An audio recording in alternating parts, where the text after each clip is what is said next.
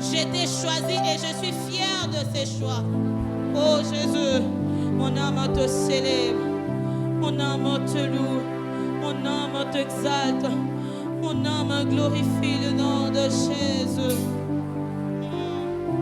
Ce matin, nous te célébrons, Jésus. Ce matin, nous t'exaltons, Jésus. La source intarissable, l'étoile du matin, l'agneau immolé, le lion de la tribu de Juda.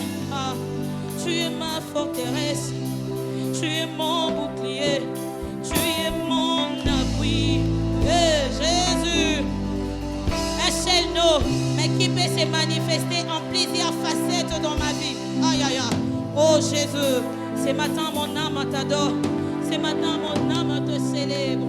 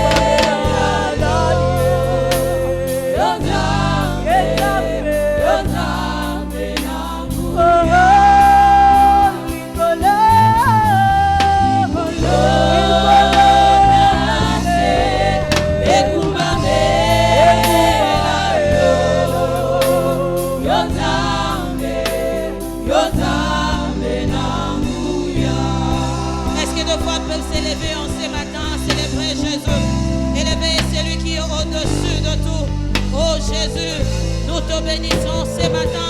Nous t'élèvons ce matin. Toi l'étoile du matin, le lion de la tribu de Juda, Jésus. Oh, un nom qui se manifeste en plusieurs facettes dans nos vies. Oh Jésus, nous te célébrons. Nous te célébrons. Nous t'élèvons ce matin. Nous reconnaissons que tu es Dieu. Nous reconnaissons que tu es Seigneur et tu es au-dessus de toutes choses. Jésus, Jésus, Jésus, Jésus. Jésus, entend nos cœurs qui te célèbrent. L'agneau immolé, le lion de la tribu de Juda. Oh, oh, oh, Licolo. Licolo nace. Écoute-moi, yo. Yotambe nambuya. Yotambe nambuya. Yotambe. Licolo, Licolo, Licolo nace.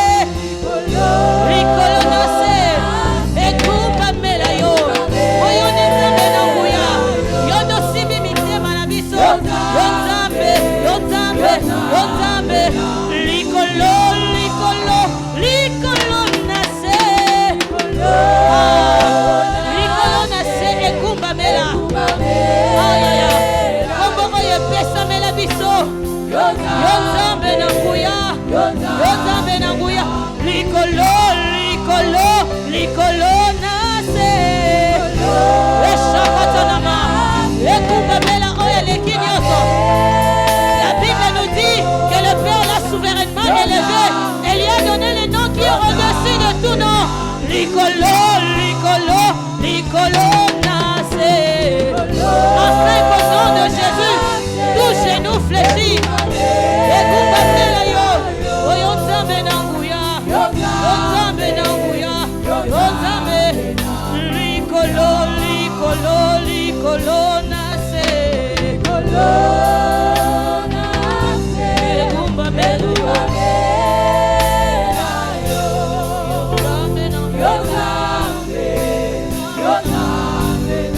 Licolo, Licolo, Licolo nace. Le Père l'a souverainement élevé et lui a donné le nom qui est au-dessus de tout nom. Aïe, aïe, aïe. Afin qu'au nom de Jésus, tout genou fléchisse.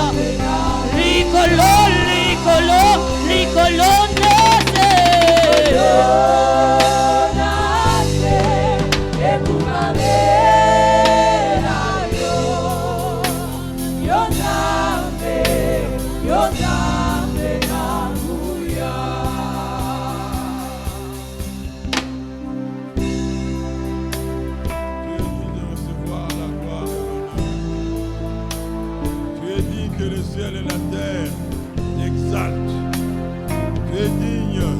Que toute langue confesse que tu es Seigneur.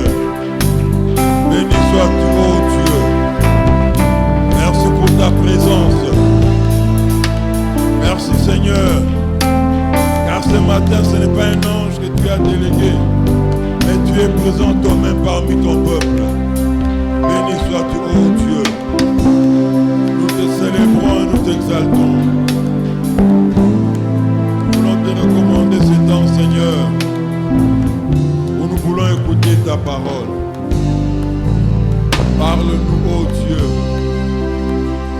et que nos vies ne demeurent pas les mêmes après avoir écouté ta parole. Au nom de Jésus, nous avons prié ainsi. Amen. Shalom. Que le nom du Seigneur soit béni. Si vous pouvez dire shalom à votre voisin, votre voisine. Et nous en profitons pour saluer ceux qui nous suivent dans la presse, en ligne. Que Dieu vous bénisse là où vous êtes. C'est une joie pour nous de recevoir encore en ce jour le pasteur Serge Lusandou, homme de Dieu, homme de l'Esprit, qui a implanté plusieurs églises au Congo central et même à l'extérieur du pays, au Cameroun, à Yaoundé. C'est une seule église à Yaoundé, il y a d'autres qui sont nés. Deux qui sont nés à Yaoundé. Et depuis un temps, depuis presque une année déjà. Et il a été, le Seigneur l'a promis, il est maintenant la deuxième personnalité de notre communauté, représentant légal premier suppléant. Et non seulement il vient comme le pasteur de la bonne Mwanda, mais bien surtout avec sa casquette de l'autorité nationale. Parmi nous, malgré toutes ses nombreuses occupations, il dispose toujours du temps pour nous. Merci, homme de Dieu. Merci, révérend. Et nous vous laissons la place pour que vous puissiez édifier l'église du Seigneur. Pendant que l'homme de Dieu s'approche, nous acclamons le Seigneur.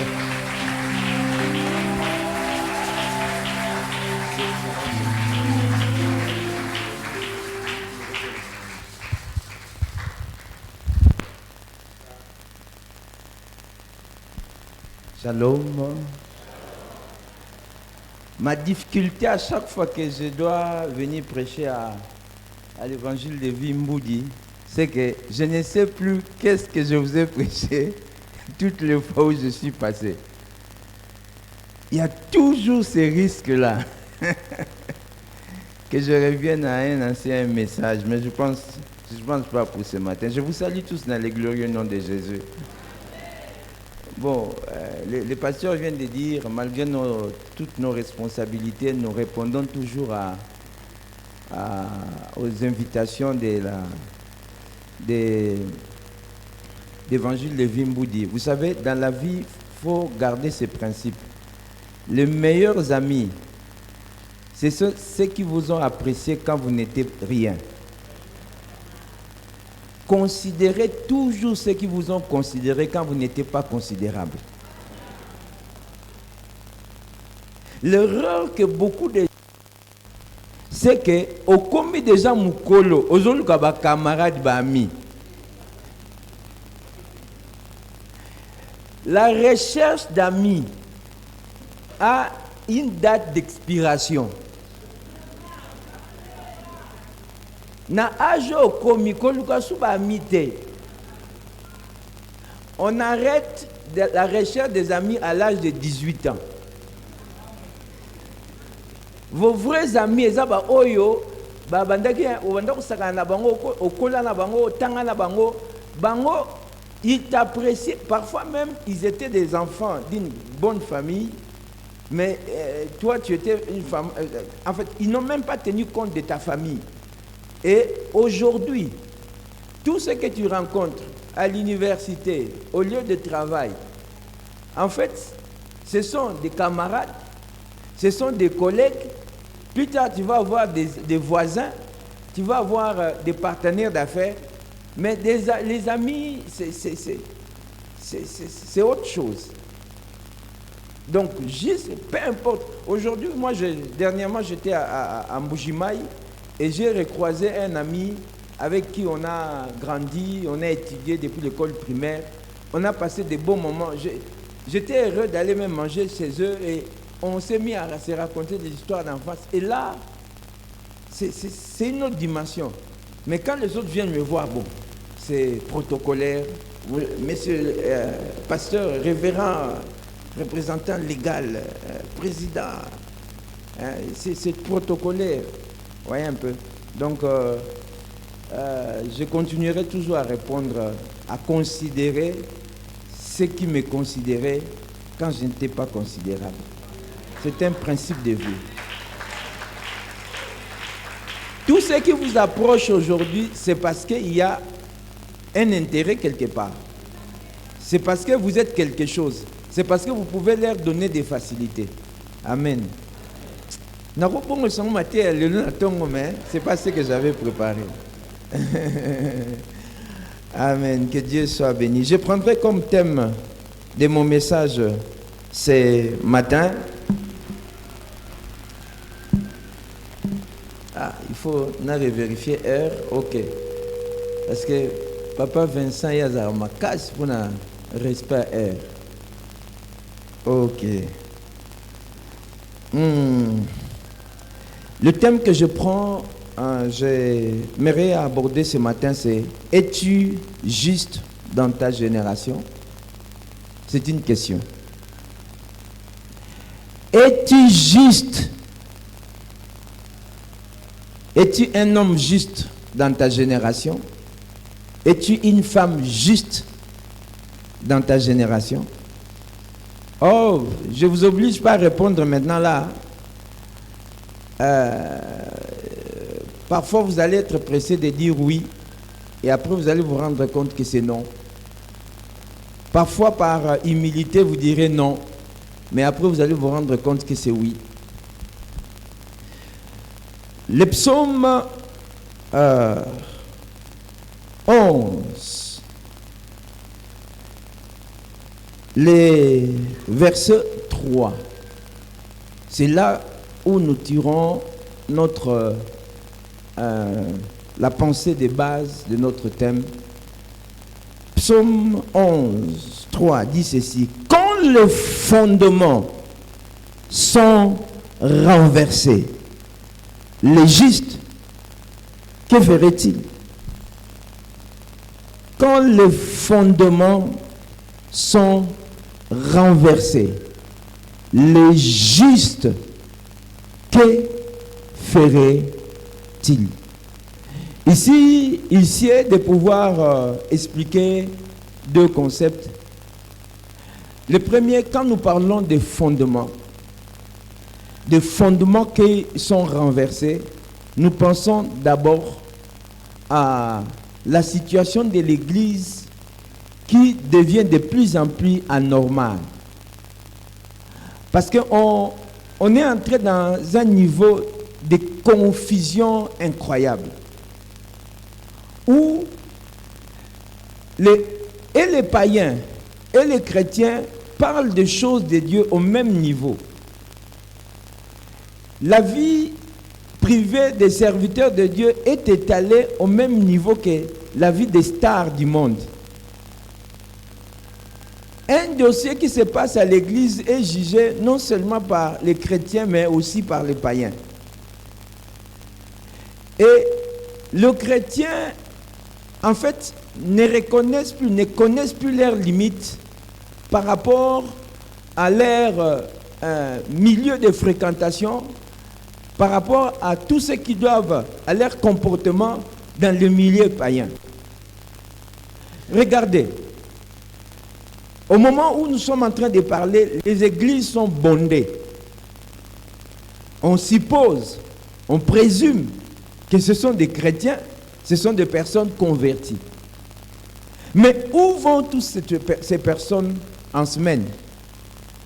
Parce qu'on se retrouve dans différents milieux et on ne voit pas les traces des comportements des personnes qui sont affectées par la parole de Dieu. Et ça, c'est un gros problème. En fait, l'église disparaît le lundi matin et réapparaît le dimanche matin. Et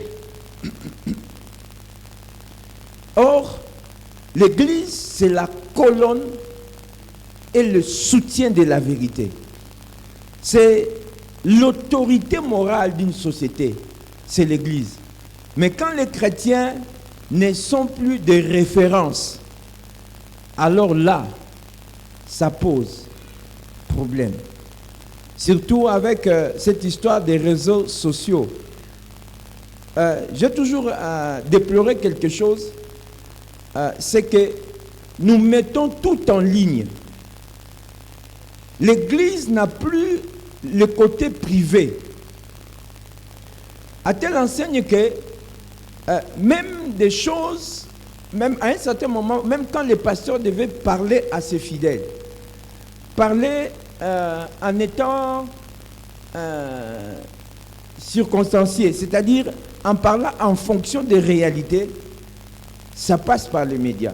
Tout le monde comprend qu'est-ce qui se passe dans cette église-là.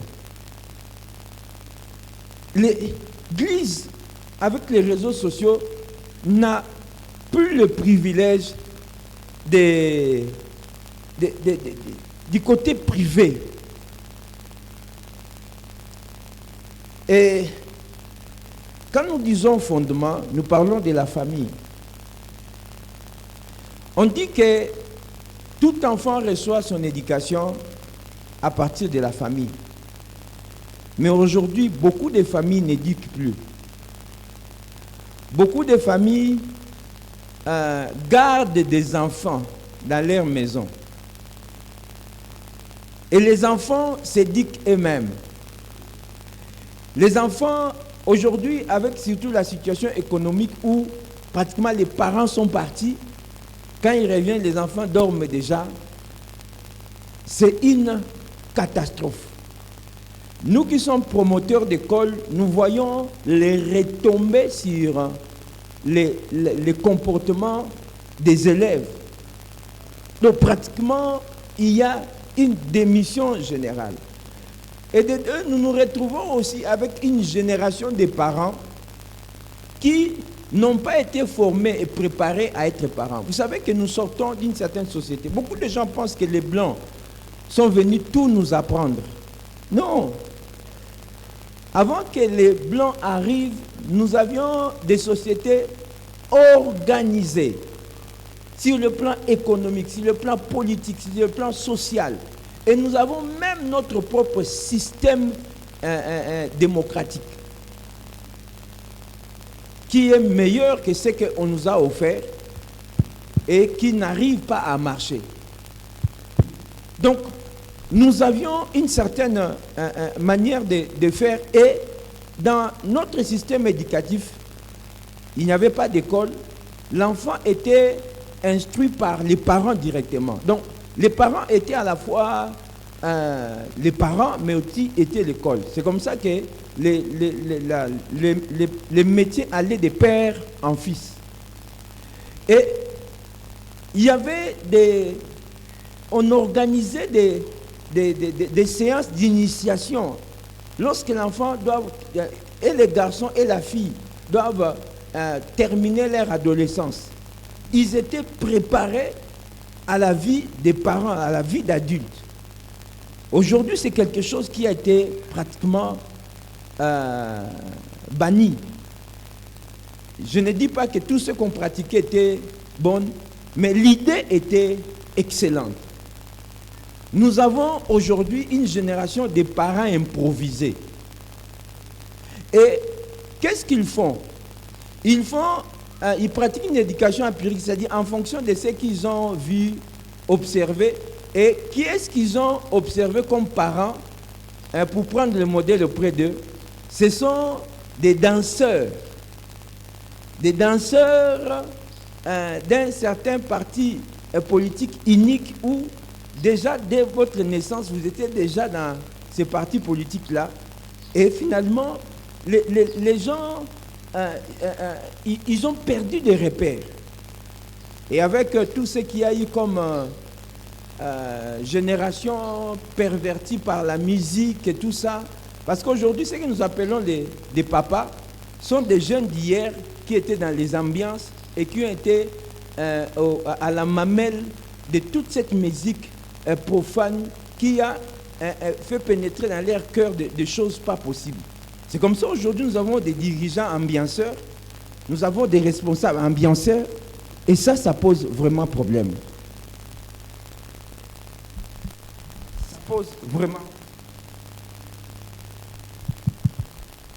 Ça pose vraiment problème. C'est bon?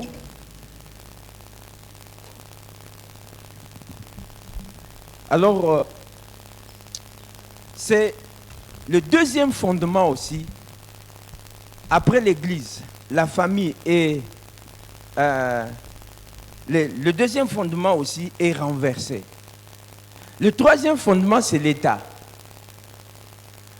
L'État, là je ne vais pas trop m'étendre, mais nous avons un problème. Nous connaissons l'État simplement dans son côté gendarme pour réprimer, pour relever les taxes. En matière de taxes, en tout cas, ils sont très forts. Et d'ailleurs, actuellement, c'est tous les taxes qui se sont réveillés. Foncier, pour les véhicules, tout. Ça s'est réveillé au même moment. Mais l'État ne joue pas son rôle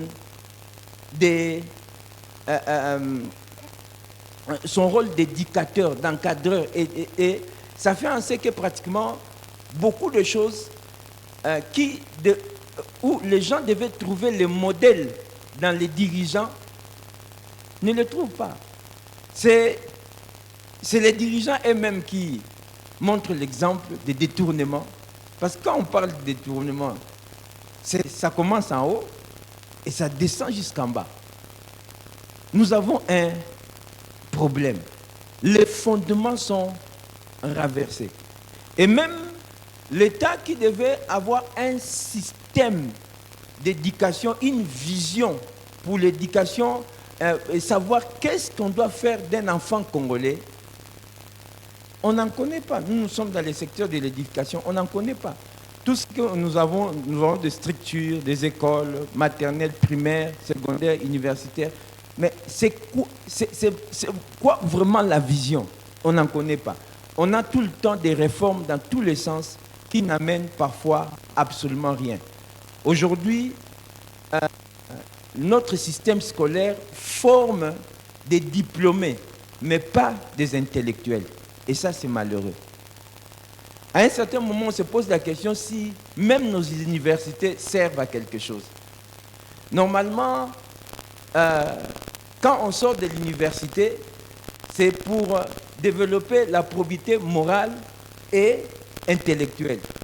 Mais au contraire, c'est comme si nos universités forment des gens risés, formés pour bien voler et détourner, et comment échapper à la prison et à la justice. Et ici, le psalmiste pose la question essentielle.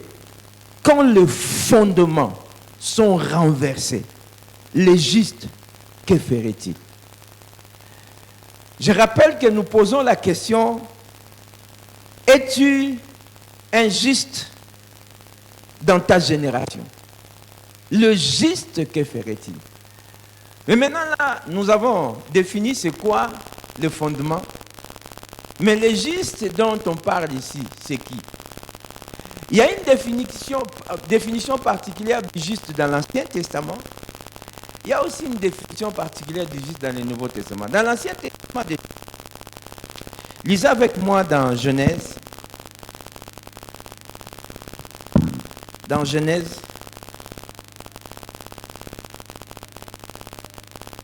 Genèse chapitre, notez, Genèse 6, le verset 9. Genèse 7, le verset 1er. Genèse, chapitre 6.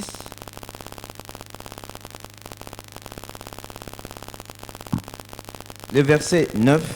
La Bible dit, voici la postérité de Noé. Noé était un homme juste et intègre dans son temps ou dans sa génération. Il était un homme juste et intègre dans sa génération. Et on essaie un peu de définir ce que c'est d'être juste et d'intègre. On dit Noé marchait avec Dieu. Noé marchait avec Dieu. Déjà, à partir de cette définition, nous comprenons que était considéré comme étant juste dans l'Ancien Testament toute personne qui marchait avec Dieu. Qu'est-ce qu'on entend avec cette expression marcher avec Dieu? Généralement, ce sont des personnes qui ont eu à pouvoir entendre la voix de Dieu. Parce qu'il est difficile de chercher Dieu, de connaître Dieu, s'il lui ne se révèle pas à nous. Ce sont des personnes auxquelles Dieu s'est révélé. Et ce sont des personnes à qui Dieu a donné des instructions. Ces personnes, elles ont fait deux choses. La première, c'est qu'elles ont cru en Dieu. Elles ont accepté Dieu comme étant le Dieu de leur vie. Mais ensuite, ils ont obéi aux instructions que Dieu leur a données. Donc en fait, la définition du juste dans l'Ancien Testament, elle est très simple. C'est une personne qui croit en Dieu, qui accepte la divinité de Dieu, mais ensuite qui accepte de se soumettre à la révélation ou à la loi de Dieu. Et c'est comme ça que Noé était appelé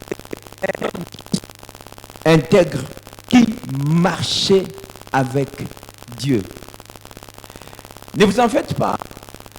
Dieu a eu aussi à parler à certaines personnes dans l'Ancien Testament, mais qui ont refusé de l'écouter. Il ne faut pas croire que les personnes que nous connaissons dans la Bible sont les seules personnes à qui Dieu s'est adressé ou bien s'est révélé. Non. Il y a des personnes à qui Dieu s'est révélé, mais qui n'ont pas voulu de lui. Il y a des personnes à qui Dieu a donné des instructions, mais qui ont refusé. Voilà pourquoi même l'histoire les a oubliés. Mais la Bible ne retrace l'histoire que des personnes qui ont eu à pouvoir le considérer. D'ailleurs même, il y a des personnes qui ont fini par être rejetées par Dieu que nous connaissons dans la Bible. Et dans Genèse, chapitre 7, le verset 1er, la Bible dit, l'Éternel dit à Noé, entre dans l'arche, toi et toute ta maison, car je t'ai vu juste devant moi. Je t'ai vu juste devant moi, parmi cette génération.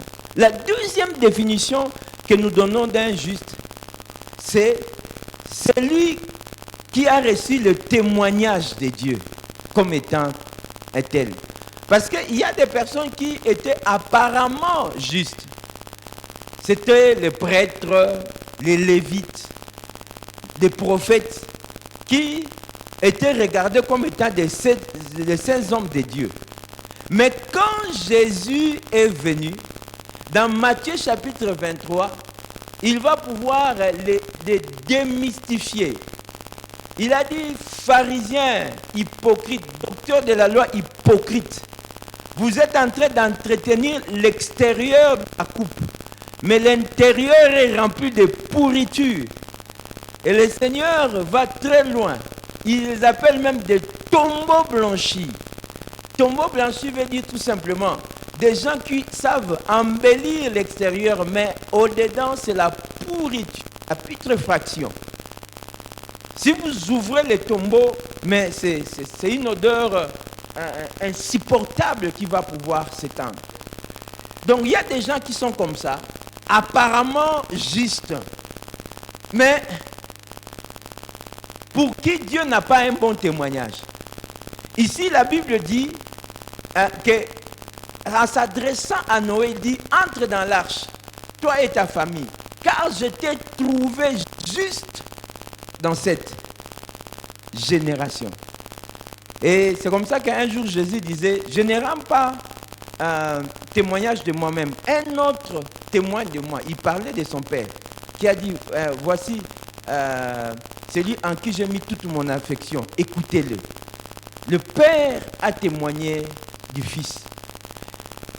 Le proverbe dit, beaucoup de gens vantent leur bonté, mais un homme fidèle, qui le trouvera? Nous sommes dans une génération pétrie de personnes chrétiennes apparemment, religieux apparemment. Je pense que si Paul venait à Kinshasa, il tiendrait le même discours qu'à l'aéropage, à Athènes. Quand il dit, ô Athéniens, lorsque j'ai visité votre ville, j'ai vu des stèles dédiées à divers dieux. Et je vous ai trouvé en cela extrêmement religieux. Bon, des natures de... parce que vous devez savoir que les Blancs ne nous a pas fait découvrir, connaître le Dieu créateur. on les connaissait déjà dans nos traditions. D'ailleurs, Dieu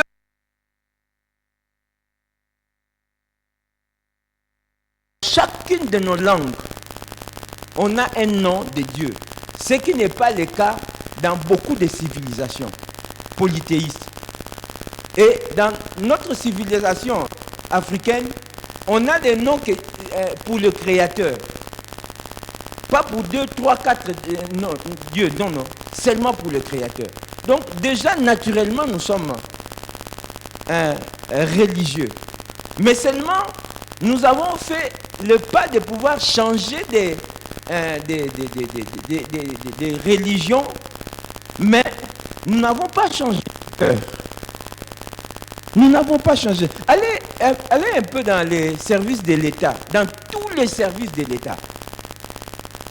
Quelle pourriture, quelle corruption. Quel est le service qui sera encore normalement? Vous introduisez un dossier, on les freine volontairement afin que vous puissiez mettre de l'huile pour que ça roule. Et même on appelle ça épacolami. C'est incroyable. Vous ne mettez pas de l'huile, votre dossier va être bloqué. Et ce sont des diacres. Vous savez, aujourd'hui nous disons que, ça je veux le dire et je le dis avec une grande peine dans mon cœur. On dit de notre justice qu'elle est malade. Est-ce que vous savez qu'il y a beaucoup de magistrats qui sont des pasteurs? Beaucoup. Beaucoup. Mais comment est-ce que ça ne change pas? Or, le juste, c'est celui qui a la responsabilité de réformer les choses. C'est celui qui a la responsabilité d'impacter sa génération. Dans le Nouveau Testament, nous avons une autre définition du juste. Nous lisons dans Romains chapitre 3, verset 10, dans Hébreux chapitre 10, le verset 38, dans 1 Jean chapitre 3, le verset 7. Je reprends. Romains 3, 10, Hébreux 10, 38 et 1 Jean 3, 7.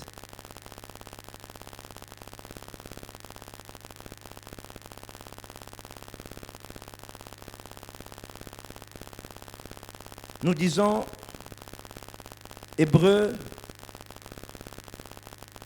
Romains 3, le verset 10 d'abord. Selon qu'il est écrit, il n'y a point de juste, pas même un seul. Waouh! La première révélation que nous avons dans le Nouveau Testament, c'est que, en réalité, par rapport à l'Évangile, il n'y a pas de juste. Les justes dont il est question dans l'Ancien Testament sont des justes par rapport à la loi de Dieu, par rapport à la partie de la révélation que Dieu leur a donnée. Mais, et vous devez savoir que cette révélation était liée non pas à des éternelles, mais par rapport à des missions temporelles, certaines missions qui devaient remplir. Mais dans l'Évangile, la Nouvelle Alliance, il est déclaré clairement qu'il n'y a pas de juste, pas même un seul. La Bible dit que tous sont pervertis, tous sont sans intelligence. Et la Bible dit même que tous sont perdus. Il n'y a pas de juste, pas même un seul. Ce qui veut dire que par rapport à l'Évangile, personne ne peut aller au ciel. C'est ce qui explique que lorsque Jésus est venu, personne n'était encore entré dans le paradis parce que tout le monde était renfermé à cause de la loi du péché. Même tous ceux que vous connaissez comme Abraham, Moïse, David, tous les justes, même les Job là, tous les justes de l'Ancien Testament étaient dans la prison de la mort. Donc si Christ n'était pas mort à la croix de Golgotha, tous ces hommes déclarés justes dans l'Ancien Testament ne seraient pas entrés au ciel. Mais ils le sont parce qu'ils ont été retenus, déclarés justes par rapport à la loi, à l'ancienne alliance. Mais maintenant, ils n'ont pas de conditions par rapport à la nouvelle alliance. Tant que Christ ne serait pas mort, n'aurait pas porté nos péchés. Parce que même s'ils avaient des pratiques pour enlever les péchés, mais c'était toujours pour couvrir. Mais Christ, quand il est venu, ce n'était pas pour couvrir les péchés, mais pour ôter les péchés. Voilà pourquoi il fallait absolument Golgotha. Il fallait absolument la Pâque. Autrement, il y aurait eu des hommes justes qui seraient partis en enfer. Tout simplement parce qu'ils n'auront pas rempli toutes les conditions. Et ils avaient rempli la première partie, mais Christ devait venir mettre un sceau de son œuvre sur eux. C'est comme ça que quand Christ est venu, il est parti prendre les justes, il les a séparés des autres et les a amenés maintenant dans le paradis. Et après eux, la première personne qui est entrée, c'est le brigand qui était à gauche. Imaginez, si on doit revoir la vie des gens, tous ces gens-là que Christ est parti reprendre là, c'était des personnes qui avaient une vie droite. Mais les brigands là, si on doit revoir toute sa vie, même ses collègues dans les paradis, allaient poser, mais ce gars il fait quoi ici?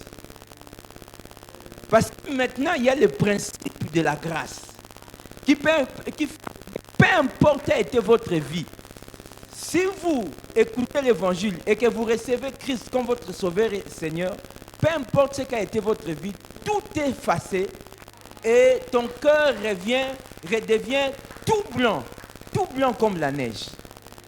Ça, c'est un nouveau principe. Donc là déjà, d'entrée de jeu, nous comprenons que dans la nouvelle alliance, nous devenons justes en mettant notre foi en Christ Jésus.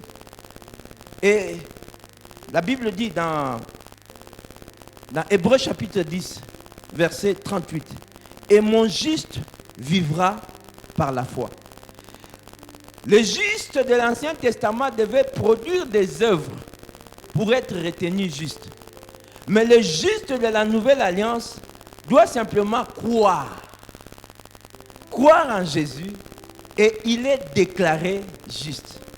Mais attention, il devient juste par position.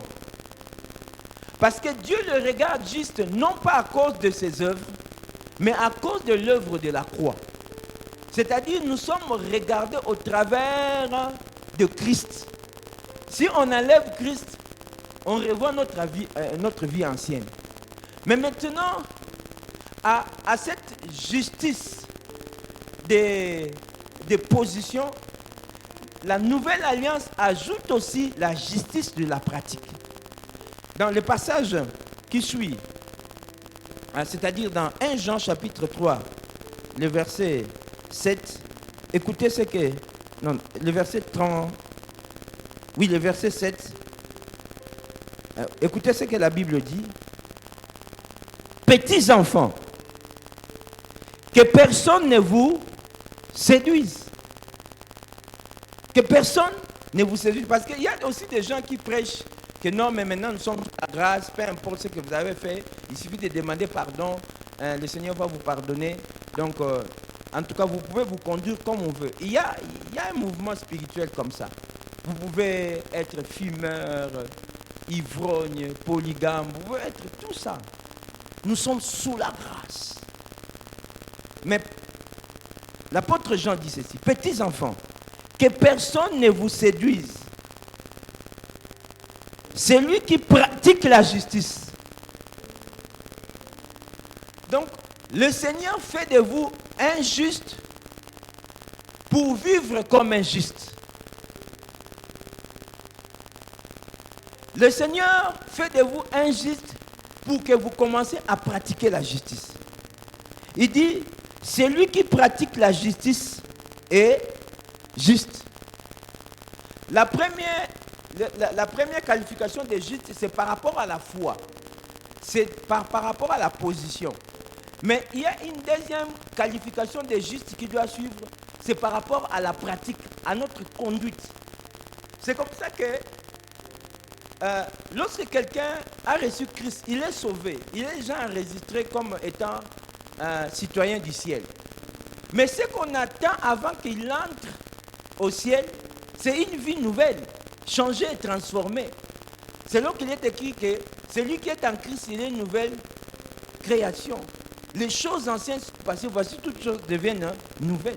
Ce qui fait en sorte que lorsque ta vie ne change pas, on est en droit de remettre même en doute ta conversion.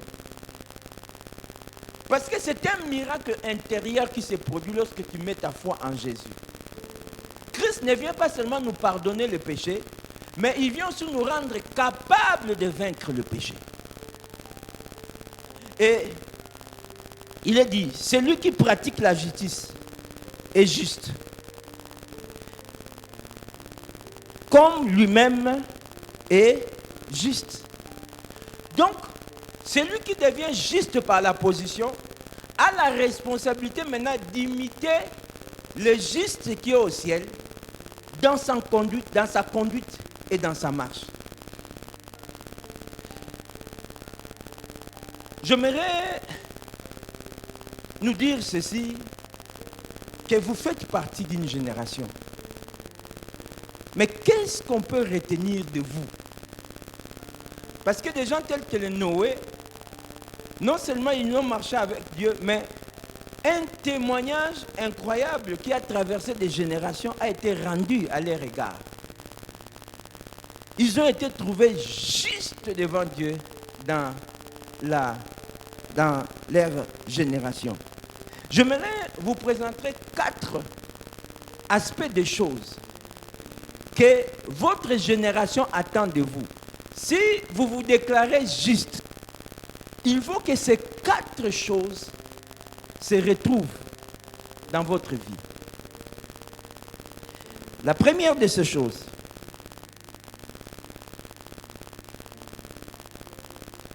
c'est que vous devez avoir une conscience éveillée. Avoir une conscience éveillée. Il y a des personnes qui, quand vous les observez, vous vous rendez compte que ce sont des personnes inconscientes, non seulement dans leur manière de réfléchir, de parler, mais aussi même d'agir. C'est un peu comme quelqu'un qui dit, voilà, en tout cas, je vais prêter l'argent à cette personne-là. De toutes les manières, moi, je vais m'appuyer, je compte sur sa conscience. Hein? Il a certainement une conscience qui va le reprocher si il ne remettait pas l'argent. Mais est-ce que vous avez... D'abord, est-ce que vous êtes assuré qu'il a d'abord la conscience? Vous faites confiance à une conscience qui n'existe pas. C'est un peu comme quelqu'un qui fait... qui pratiquement est en train d'attendre un match ou bien de suivre un programme avec un téléviseur qui est débranché. Mais vous pouvez attendre même un mois. La télé ne s'allumera pas. Donc il faut d'abord que vous puissiez avoir une conscience éveillée. Et dans Romains chapitre 13, le verset 11, nous lisons ceci. Cela importe d'autant plus que vous savez en quel temps nous sommes. Nous sommes en quel temps? À un temps où les fondements sont renversés. Les fondements de l'Église sont renversés. Les fondements de la famille sont renversés. Les fondements de l'État sont renversés. Renversés. On n'a plus de modèles. Moi, vous savez, on enseigne toujours à notre école. Je suis promoteur, ça fait 20 ans. On enseigne toujours à nos enfants la propreté. Vous voyez un peu? Être propre, ne pas jeter des bouteilles, des papiers, des sachets par terre. Et quand vous les trouvez, il faut les ramasser. Et je leur dis en plus, Si vous trouvez quelqu'un qui est à l'aise avec des poubelles à côté de lui, vous devez savoir qu'il y a déjà des poubelles dans son cœur. Alors, nos enfants là, qui viennent de Moana, que vous appelez Mouta, quand ils arrivent à Kinshasa, quelle idée ils se font de vous? Ne dites pas, oh non, moi je ne suis pas gouverneur, vous êtes bourgmestre. Regardez sur votre avenir.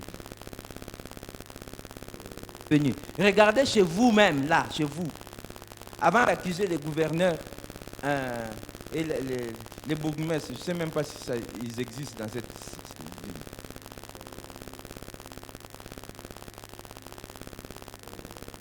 ville. Et à l'époque où je restais à Kinla, on avait des problèmes de courant. Alors, comme il y a des amis qui étaient à côté du bourgmestre de cette commune, on est parti le voir. On leur a dit, mais maintenant, on ne comprend pas. On fait comment? Il dit, ah, même moi, je ne comprends même pas ces gens de l'Est. Ah, ce sont des gens vraiment... Hein, renseignez-vous un peu vraiment. C'est quoi les problèmes? Bon, maintenant, si vous ne comprenez pas, qui va comprendre? Vous voyez le niveau d'inconscience. Nous, quand on grandissait, moi je suis né à Mbanzangungu et jusqu'à l'âge de 10 ans, on est venu à Kinshasa. Et quand je vois Mbanzangungu aujourd'hui, je trouve... Mais à l'époque, c'était propre. Il n'y avait que des endroits rares où on trouvait la poubelle. Et quand on s'est promené, à chaque fois que vous trouvez une poubelle, vous devez éveiller l'attention parce que généralement, il y avait un fou à côté. Ah, le frère commence déjà à dire, il a compris. Imaginez maintenant quelqu'un comme ça qui arrive à Kinshasa, qui dans sa tête, quand il y a des poubelles, il y a un fou à côté.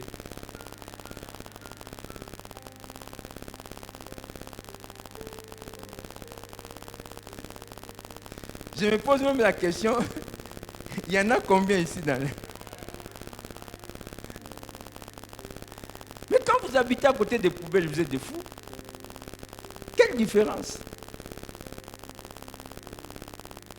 La première des choses, vous savez, quand quelque chose ne vous choque pas, c'est que cette chose appartient désormais à votre nature.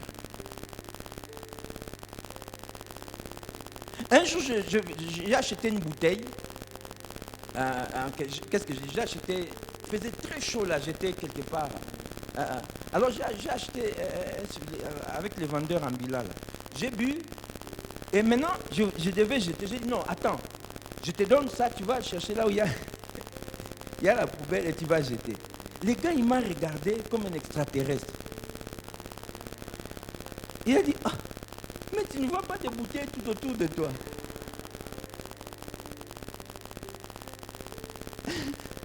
Mais tu peux jeter là où tu es.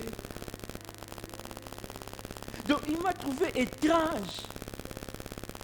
Je lui dis, même si je trouve 1000 bouteilles ici, moi je n'ajouterai pas. Je n'accepterai pas que les quinois me changent. Ça, c'est ce qu'on appelle une conscience qui est éveillée. Écoutez maintenant. Cela importe d'autant plus que vous savez en quel temps nous sommes. C'est l'heure de vous réveiller enfin du sommeil, car maintenant le salut est plus proche de nous. Maintenant le salut est plus proche de nous que lorsque nous avons cru. Ici, on interpelle le juste. Toi qui t'appelles juste, à te réveiller du sommeil. Est-ce que la situation de ta famille, de tes enfants, tu trouves ça normal? La situation de ton église, tu trouves ça normal? La situation du pays, tu trouves ça normal? La première des choses qui doit changer, c'est dans notre vie, avant toute chose, c'est l'éveil de la conscience. On doit être conscient de ce qui est bon et de ce qui ne l'est pas. On est tellement habitué dans la normalité qu'on trouve ça, on commence à trouver ça normal. Et vous savez qu'à partir du moment où vous trouvez quelque chose de normal, vous n'allez plus combattre cela. Et vous allez même transmettre ça à vos enfants. La deuxième chose que nous devons retenir, je dois aller vers la fin, c'est il est un sensibilisateur, un lanceur d'alerte. La première phase, votre propre conscience. Si vous êtes un homme juste, a une conscience éveillée. Lui-même, il est en alerte. Mais un homme juste, comme du temps de Noé, il doit avertir aussi les autres. Il doit alerter les autres. D'où vient ce que nous fermons nos bouches devant certaines choses qui sont anormales. Tout autour de nous, il y a plein de païens, mais on passe notre temps à discuter avec eux sur des banalités, sur la politique, sur le foot, sur toutes ces choses-là, mais on ne leur prêche pas l'évangile. On ne leur parle pas. Il y a beaucoup de choses qui sont anormales dans nos quartiers. On ne sait pas constituer une équipe, une association pour commencer à sensibiliser. Vous voyez qu'il y a beaucoup de jeunes filles, par exemple, qui tombent enceintes. Vous êtes content seulement parce que vos enfants sont encore préservés. Mais vous savez que si vous ne vous occupez pas des enfants des autres, ces enfants-là vont devenir un problème pour vos enfants. Regardez comment moi je suis devenu un extraterrestre en face de ces Quinois-là, parce que je ne voulais pas jeter la bouteille. Vos enfants, avec leur bonne éducation, vont devenir des extraterrestres à côté de tous ces enfants mal éduqués. Sortez de votre maison, commencez à pouvoir organiser l'encadrement des autres, la sensibilisation, l'éveil de conscience. Un juste, c'est quelqu'un qui sait alarmer, qui sait alerter les autres. Il voit un danger et il avertit. Troisième caractéristique d'un juste de notre génération, c'est, et vous savez, pour le deuxième point, c'est Ésaïe chapitre 8, les versets 20 à 22. Si on ne parle pas, il n'y aura pas point d'aurore pour le peuple. Le peuple sera languissant et il parlera contre son Dieu et contre le roi. Et il n'y aura que ténèbres et obscurité sur toute la terre. Lorsque nous ne parlons pas, lorsque nous ne réveillons pas, nous n'alertons pas, les gens vont rester dans l'ignorance. Donc, si ta conscience à toi est réveillée, c'est bien, mais tu dois maintenant ouvrir ta bouche. Troisième caractéristique, c'est quelqu'un qui agit conformément à la loi. Dans Jean chapitre 1er, le verset 47, Jésus voit un homme appelé Nathanaël. Il le regarde alors qu'il est en train de venir. Il lui dit, et il le dit aux autres, voici un juif en qui il n'y a point de fraude. Voici un juif en qui il n'y a point de fraude. Quand Jésus dit cela, c'est-à-dire c'était un homme adroit par rapport au respect de la loi de Dieu, à la loi de l'État. C'est quelqu'un qui était vraiment très... C'est-à-dire c'est quelqu'un qui respecte et la loi de Dieu et la loi de l'État. Mais maintenant, là, si ce matin, je te demandais de sortir un peu, et moi, nous restons ici avec Jésus. Et alors, on te demande là-bas d'entrer. Jésus est venu après. Maintenant, quand tu seras en train de venir, est-ce que le Seigneur peut dire la même chose sur ta vie, comme l'a dit Nathanaël? Voici un Congolais, une Congolaise en qui il n'y a point de fraude. Ce n'est pas quelqu'un qui trafique les documents, Ce n'est pas quelqu'un qui fait des fausses déclarations.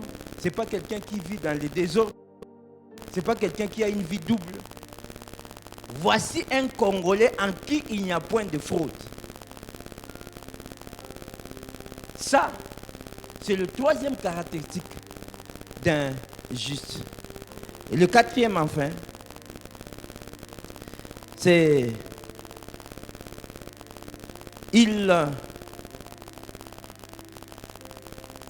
non seulement il est un modèle pour son milieu, parce que quelqu'un en qui il n'y a point de fraude devient un modèle. C'est bien de parler, c'est bien d'interpeller les autres, c'est bien de prêcher, mais une autre prédication passe par notre manière de nous conduire, par notre manière de vivre, par notre langage, par notre manière de réagir. Toi, tu es un chrétien, mais tu es impulsif. Il y a des moments même au lieu de travail ou bien dans la famille, quand tu te fâches, il faut vraiment que les gens te saisissent. Et s'il y a quelques amis avec qui tu as grandi, ils vont venir, ils vont tirer les cheveux pour calmer tes bilailles. Il y a même des personnes ici, si on posait la question, qui est quelqu'un en qui, un Congolais en qui il n'y a point de fraude? Est-ce qu'il est là? Levez la main. La première personne à bouder, c'est ta femme qui est à côté.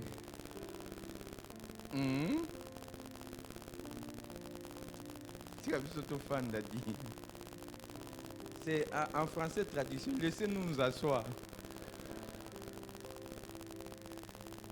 La première personne à bouder, c'est ton mari, parce qu'il te connaît. Tu es une femme sainte ici à l'église. Mais là-bas à la maison, tu es une tigresse. La personne qui va bouder, c'est ton collègue de travail qui est derrière là. Quand il va voir ta mère, ya. Tu vas ensemble, quoi. Le dernier point, enfin, c'est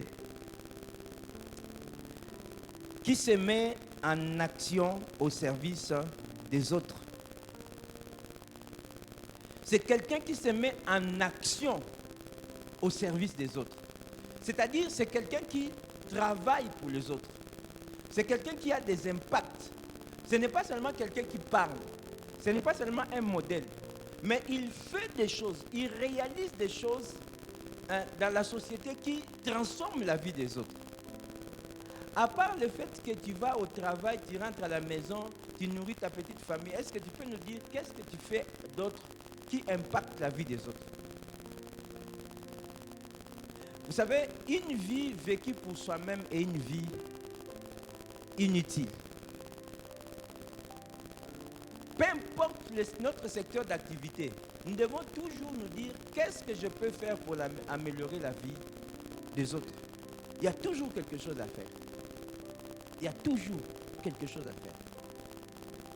Je me souviens du jour où j'ai vu une maman incapable de lire et je me suis décidé que nous puissions commencer l'alphabétisation à l'église. Et ça fait des années, des centaines de personnes qui ne savaient pas lire aujourd'hui ont appris à lire. Et quand ces personnes finissent, des hommes et des femmes, les derniers tests, on leur demande de pouvoir écrire au promoteur. Quand je lis leurs lettres avec des larmes, papa pasteur, merci mingi nayaki awa nayeba kokomate. Même temps na tambola na moni biloko ndenge ba dessin mais lelo nazo nazo tanga nazo ko en tout cas merci makasi pona oyo sali.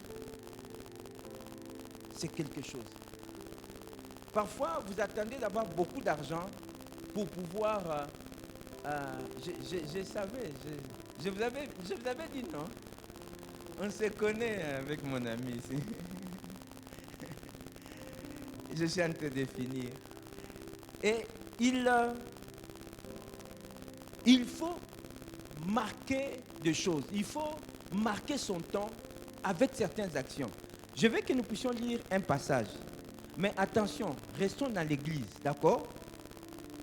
avant que nous puissions lire ce passage-là, j'aimerais que vous puissiez me promettre, rester spirituel, rester dans l'église. Ok? Nous sommes dans Actes des Apôtres, chapitre 24, le verset 3.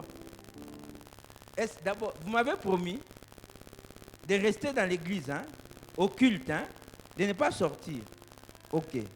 Actes 24, verset 3. Très excellent Félix. Ah, Omoni pasteur. Déjà accueilli. Je vous ai dit, restons spirituels. N'entrons pas dans la politique. Ok? Et en plus, est-ce que c'est un livre de politique que nous lisons? Nous sommes dans la Bible. Hein? Très excellent. Ah, je lis ailleurs. Je lis sur... Très excellent Félix.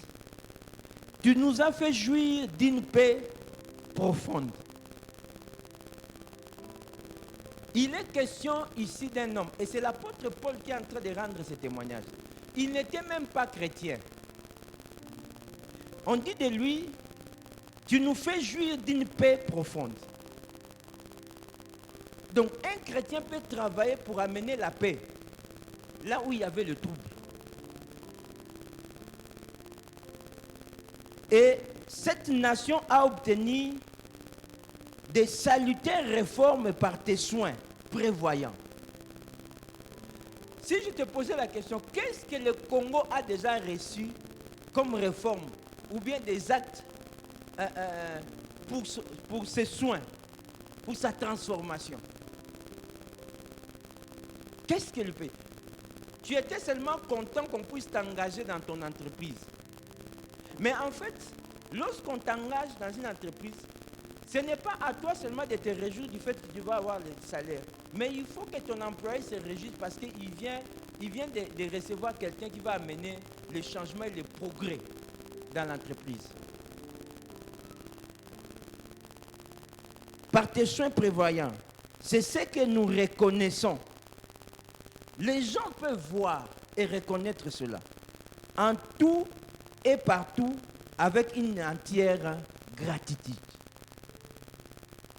Cela se verra même le jour de votre deuil. La catégorie des gens qui viendront vous dire merci pour ce que vous aurez fait pour eux. Là, c'est quelqu'un qui aurait vécu pour Dieu, mais qui aurait aussi vécu pour les autres. Alors, pour terminer, je clôture en disant, es-tu injuste dans ta génération? Là maintenant, tu peux dire oui ou non dans ton cœur. Que Dieu bénisse sa parole.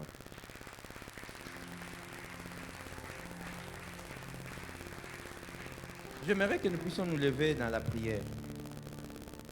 J'aimerais que nous puissions aller dans un sens ou un autre selon que nous avons écouté la parole de Dieu. Oh Seigneur, fais de moi un homme juste dans ma génération. Fais de moi un homme juste dans ma génération. Fais de moi un homme. Prie pour toi-même. Oh, alléluia. J'ai un prix à remporter, des victoires à gagner. Ô Seigneur, garde-moi fidèle à toi. J'ai un prix à remporter, des victoires à gagner. Ô Seigneur, garde-moi fidèle à toi. J'ai un prix à remporter, des victoires à gagner. Ô Seigneur, garde-moi fidèle à toi. J'ai un prix à remporter des victoires à gagner. Seigneur, garde-moi fidèle à toi. Oh, garde-moi, garde-moi, oh Seigneur, fidèle à toi. Prie pour toi-même, adresse-toi à Dieu. Oh, fidèle à toi, j'ai pris à remporter des victoires à gagner. Oh Seigneur, garde-moi fidèle à toi.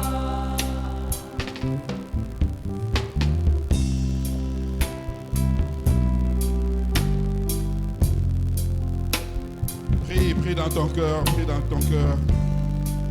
Quand les fondements sont renversés, que fera le juste? Que Dieu fasse de toi cette définition du juste. Être comme Noé, être comme Nathanaël. Oh Jésus, c'est juste en qui il n'y a aucune fraude. C'est juste qui vit pour les autres. C'est juste qui impacte la vie des autres. C'est juste qui a une conscience éveillée et qui éveille la conscience des autres. Que Dieu nous aide. Que Dieu nous aide à l'être. Oh, alléluia.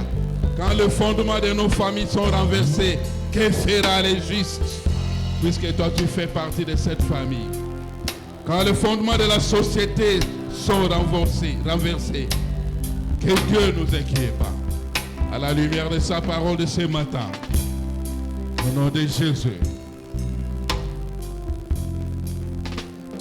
Père, merci pour les messages si puissants, si forts, si pratiques, qui éveillent à la fois nos consciences et qui nous interpellent du rôle du sel de la terre que nous devons être. Car appelé juste, justifié par la grâce, certes, mais aide-nous à impacter notre environnement immédiat. Père, bénis ces offrandes, ces dîmes, ces dons que nous voulons t'accorder ce matin, Père. Bénis la main qui va donner, Yahweh. Fais de telle sorte, ô Éternel, mon Dieu, que ce qui va être versé dans les paniers serve à l'avancement de ton œuvre. Dans le nom de Jésus, nous t'avons ainsi prié. Et nous disons avec action de grâce, Amen. Les paniers vont circuler, mais il se rappellera, nous rappelons que le dimanche passé, il y a eu des enveloppes pour l'aménagement du temple. S'il vous plaît, ce que vous avez préparé, mettez ça directement dans les paniers des offrandes qui va circuler, à part votre offrande. Que Dieu vous bénisse.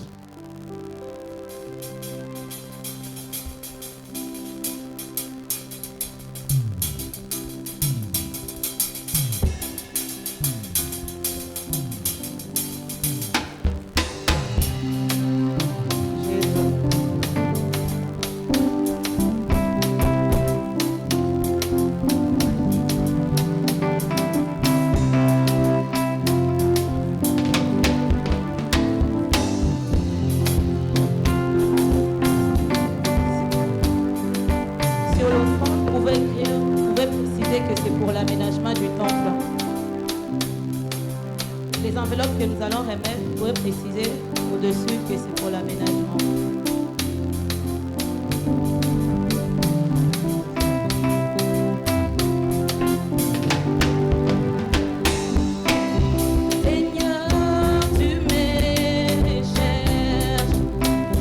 Je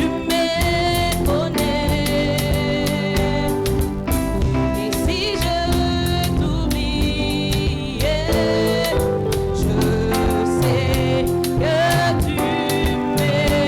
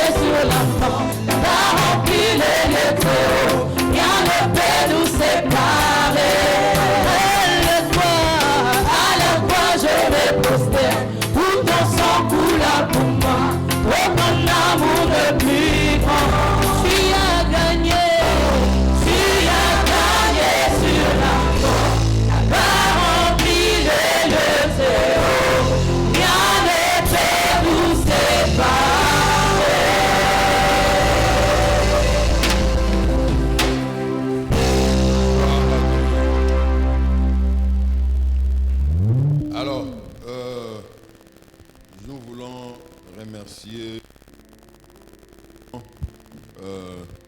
tous ceux des frères et sœurs qui soutiennent l'Église en donnant leur offrande ou leur dîme sur le compte M-Pesa de l'Église ou qui déposent directement au niveau d'Equity. Que Dieu vous bénisse.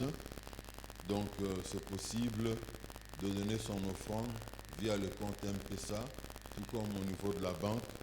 Ceux qui le font déjà, que Dieu vous bénisse. Nous voulons aussi remercier la personne qui nous a donné ces appareils électroniques pour que nous puissions voir l'heure et en tout cas que Dieu bénisse. La personne a requis l'anonymat, il est venu, il a donné. Ne citez pas mon nom, nous ne connaissons pas, il a les photos des sentinelles et il a indiqué qu'on doit mettre à cet endroit-là. Si vous êtes là, on l'a mis comme vous aviez voulu et que Dieu vous bénisse. Et vous êtes la preuve que pour bénir l'Église, on n'a pas besoin d'avoir 50 millions, 100 millions de francs.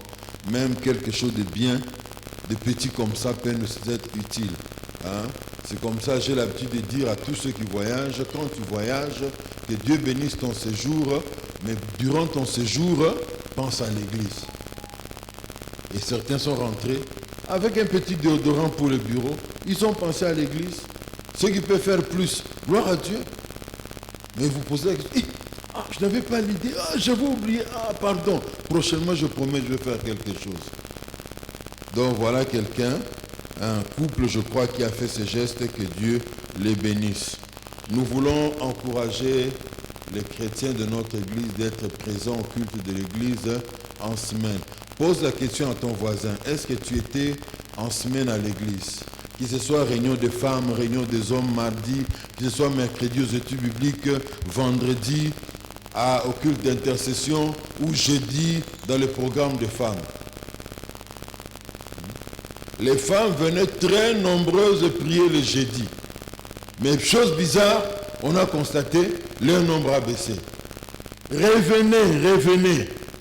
Revenez dans vos programmes, soyez nombreuses. Tala. Ne cherchez pas à me donner raison quand tout sera déjà détruit. Venez, femmes. Vous qui avez l'habitude de venir jeudi, venez. Dites aux femmes qui sont à côté de vous, hommes, le pasteur vous exhorte à venir le jeudi dans le programme de prière de 8h30 à 10h30. Très important. Voilà, c'est sur cette note que je voudrais vous remercier d'avoir participé au culte d'aujourd'hui. Fournissons un effort pour venir à temps. Fournissons un effort pour être régulier avec le Seigneur. Ce que j'ai vu dimanche passé ici, c'est comme si le mur voulait tomber. Mais ce ne soit pas seulement pour la Pâque. Soyez fervents, constants avec le Seigneur comme ça, chaque dimanche de l'année. Amen. Dieu vous bénisse et que dans cette semaine, nous puissions donner des preuves que nous sommes justes dans notre génération.